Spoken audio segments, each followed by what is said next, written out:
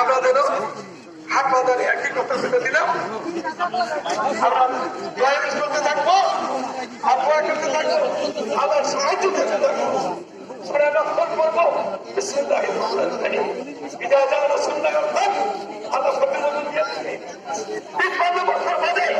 নতুন স্বাধীন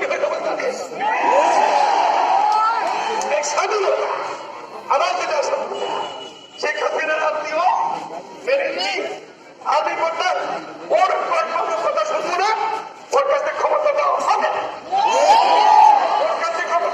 ওর কাছে ক্ষমতা গেলে ও আবার ওই হাসিনার কাজ করবো।